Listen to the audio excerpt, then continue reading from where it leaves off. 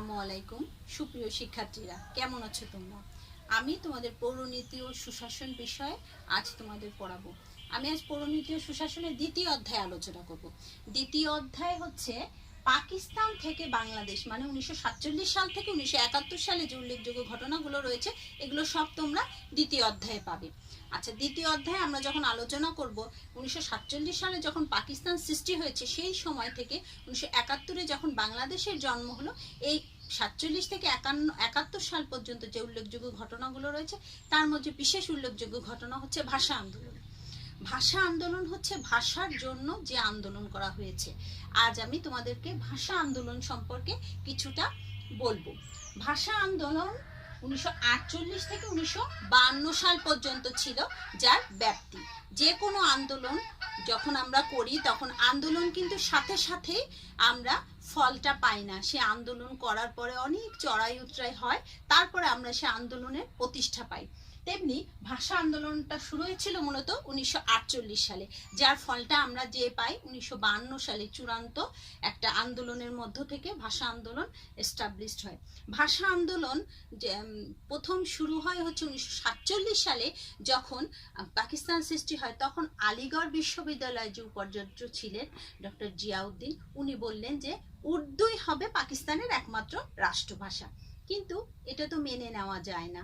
তখন ডক্টর মোহাম্মদ শহীদুল্লাহ আজাদ পত্রিকায় প্রথম প্রতিবাদ করলেন। তিনি বললেন যে উর্দু যদি পাকিস্তানের একমাত্র রাষ্ট্রভাষা হয় তাহলে পূর্ব বাংলার অপামার জনসাধারণ রাজনীতিতে একটা পরাধীনতা শৃঙ্খলে আবদ্ধ হবে, যা কোনোভাবেই মেনে নেওয়া যায় না।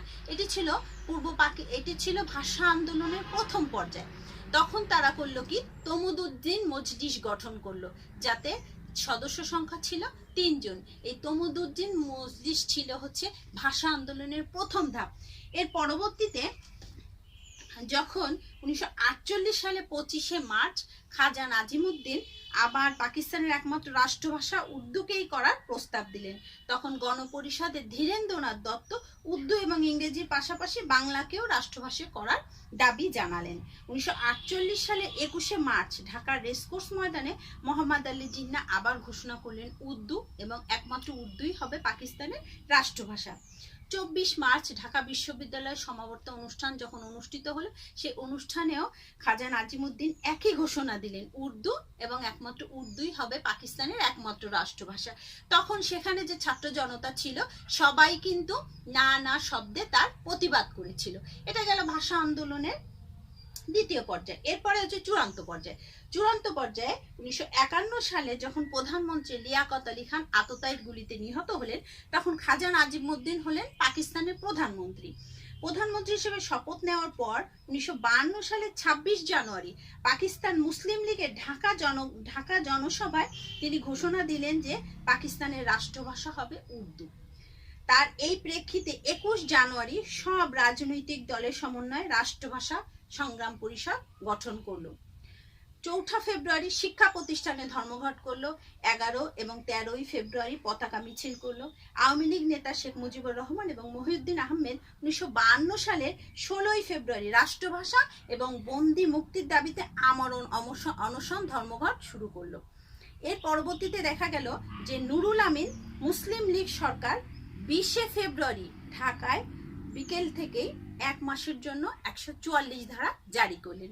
ওই 144 ধারার মূল উদ্দেশ্য ছিল হচ্ছে 21 ফেব্রুয়ারি রাষ্ট্রভাষা আদায়ের জন্য যে সংগ্রাম পরিষদ ছিল, এদের একটা পূর্ব ঘোষিত একটা পরিকল্পনা ছিল যে 21 ফেব্রুয়ারি তারা একটা মিছিল করবে এবং মিছিলটা নিয়ে তারা প্রাদেশিক ভবনের সামনে যাবে এবং তাদের দাবি তারা উত্থাপন করবে।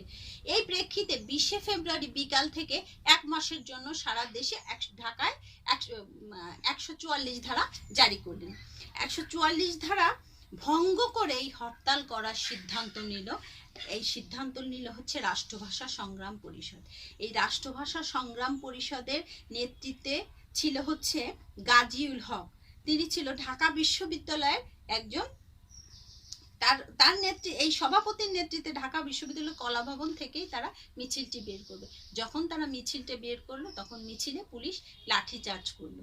এর পরবর্তীতে তারা বিকালে আবার যখন মিছিল বের করলো তখন সেই মিছিলে পুলিশ অতর্কিত হামলা চালায় এবং গুলিবর্ষণ করে। এই গুলিবর্ষণে নিহত হলো, তখন নিহত হয়েছিল ভাষা সৈনিক সালাম বরকত রফিক জব্বার।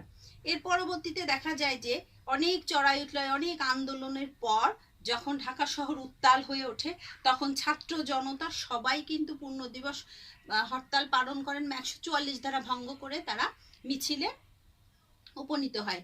মিছিল করার পর দেখা যায় যে তারা কিছুতেই যখন আর বাঙালিদের দামায় রাখতে পারলো না, ছাত্র সমাজকে দমায় রাখতে পারলো না, তখন 1952 সালের এপ্রিল মাসে পূর্ব বাংলার মুখ্যমন্ত্রী নুরুল আমিন প্রাদেশিক আইনসভায় বাংলাকে রাষ্ট্রভাষা হিসেবে স্বীকৃতি দেওয়ার প্রস্তাব করেন। এরই প্রেক্ষিতে 1956 সালে সংবিধানের মাধ্যমে উর্দু ভাষার সাথে বাংলা ভাষা রাষ্ট্রভাষার স্বীকৃতি পায়। এই হচ্ছে মূলত ভাষা আন্দোলনের মূল প্রেক্ষাপট।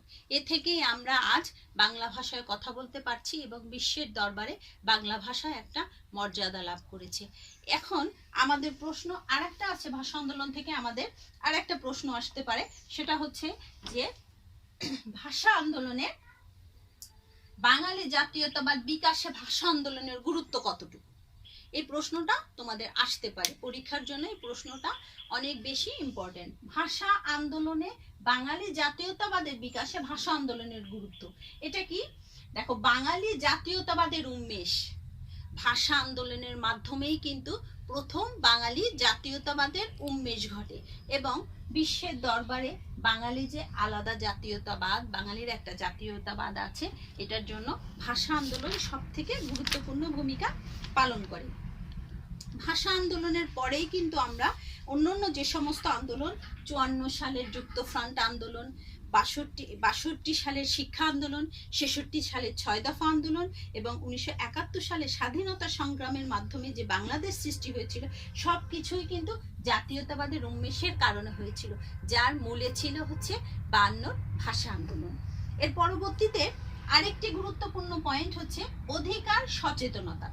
অধিকার সচেতনতা হচ্ছে বাঙালিকে ছাত্র ভাষা আন্দোলনকে ঘিরেই কিন্তু বাঙালি তার অধিকার সম্পর্কে সচেতন হয় এবং অধিকার সচেতন হয়ে ছাত্র জনতা বাংলাকে রাষ্ট্রভাষার মর্যাদা দেওয়ার যে অধিকারটা তারা সেটা ছিনিয়ে নিয়েছিল। এরপরে হচ্ছে স্বাধিকার প্রতিষ্ঠা। স্বাধিকার প্রতিষ্ঠা, বাঁচার ইচ্ছা ভাষা আন্দোলন বাঙালি জাতির স্বাধিকার প্রতিষ্ঠার প্রথম বলিষ্ঠ পদক্ষেপ। পূর্ব পাকিস্তানের প্রতি বৈষম্যমূলক আচরণ, স্বাধীনতা বিরোধী কার্যক্রমের প্রতিবাদে সর্বস্তরের জনগণ এ গণ আন্দোলনে অংশ নেয় এবং তাদের স্বাধিকার আন্দোলনে তারা স্বাধিকার প্রতিষ্ঠা করে। এরপরে হচ্ছে সংগ্রামী চেতনাবোধ সৃষ্টি। ভাষা আন্দোলনের মধ্যে কিন্তু বাঙালি প্রথম সংগ্রামী চেতনায় উদ্বুদ্ধ হয়। এই আন্দোলনের মাধ্যমে বাঙালি জাতি সর্বপ্রথম পাকিস্তান শাসক গোষ্ঠীর বিরুদ্ধে ঐক্যবদ্ধ হওয়ার হচ্ছে ঐক্যবদ্ধ আন্দোলনের সূচনা। যে কোনো যদি আমরা কোনো আন্দোলনে যাই, আমাদের পূর্ব শর্ত হবে ঐক্যবদ্ধ হওয়া, আর এই ভাষা আন্দোলন আমাদেরকে ঐক্যবদ্ধ হওয়ার প্রেরণা জুগিয়েছে, যাতে পরবর্তীতে আমরা 69-এর গণ অভ্যুত্থান, তারপরে আমরা 71-এর স্বাধীনতা যুদ্ধে যে আমরা অংশগ্রহণ করেছি, সেটার জন্য আমাদের ঐক্যবদ্ধ শক্তি দুনিয়ার সব শক্তিকেই হার মানিয়ে দিয়েছে। এরপর হচ্ছে সক্রিয়তা বোধ সৃষ্টি। বাঙালির যে সক্রিয় এবং স্বতন্ত্র বৈশিষ্ট্যের অধিকারী, আমাদের জাতিসত্তাবোধ সৃষ্টিতে ভাষা আন্দোলনের গুরুত্ব অধিক। এই আন্দোলনের মধ্য দিয়ে এটা স্পষ্ট হয় যে বাঙালি জাতির ভাষা, জাতীয়তা ও রাষ্ট্রীয় বোধ পশ্চিম পাকিস্তান থেকে স্বতন্ত্র বা আলাদা। এরপর আসে মধ্যবিত্ত শ্রেণীর ভূমিকা। ভাষা আন্দোলন পূর্ব বাংলার ছাত্র, শিক্ষক, ব্যবসায়ী, আইনজীবী, শিক্ষক সমিতি সহ সবাই কিন্তু স্বতঃস্ফূর্তভাবে অংশগ্রহণ করেছিল। এই শিক্ষিত মধ্যবিত্ত শ্রেণী পরবর্তীতে বিভিন্ন আন্দোলনে বিশেষ ভূমিকা রাখে এবং সর্বস্তরের মানুষের যে এই আন্দোলনে শরিক হতে হবে, এটা কিন্তু আমরা মূলত ভাষা আন্দোলন থেকেই প্রেরণা পেয়েছি। সুতরাং আজ আমি যে আলোচনাটা করলাম যে ভাষা আন্দোলন কি এবং ভাষা আন্দোলনের যে ঐতিহাসিক পটভূমি সেটা, এবং ভাষা আন্দোলন জাতীয়তাবাদের বিকাশে কতটুকু গুরুত্ব পালন করে।